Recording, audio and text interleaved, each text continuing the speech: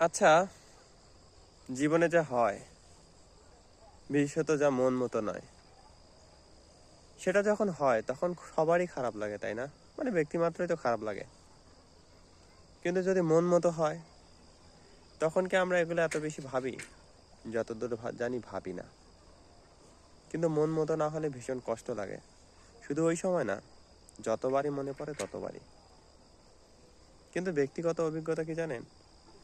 পরিস্থিতি যতই খারাপ হোক, যতই মন মতো না হোক, আসলে যা হচ্ছে সেসব কোনো না কোনোভাবে আগামীতে কাজে লাগে। মানে জীবনে যা হচ্ছে, হোক সেটা মন মতো কিংবা মন মতো নয়, তার প্রত্যেকটারই না কিছু না কিছু উদ্দেশ্য আছে। মানে ঘটনাগুলো আসলে বিচ্ছিন্ন না, বরং নিরবিচ্ছিন্ন। আমরা যখন পিছনে তাকাই, তখন বুঝতে পারি আসলে সেগুলো কোনো না কোনোভাবে আমাদের শক্তিশালী বানিয়েছে। যেটা হোক, মন মতো না হোক, যেই হোক। ঠিক সেই জন্য যদি মন মতো কোনো কিছু না হয়, ভাবিয়েন না যে কেন এমনটা হলো। আসলে আমরা সম্ভবত সবচেয়ে বেশি শিখি মন মতো পরিস্থিতি না হলে। সেই জন্য যাই হোক, ধৈর্য ধরিয়েন।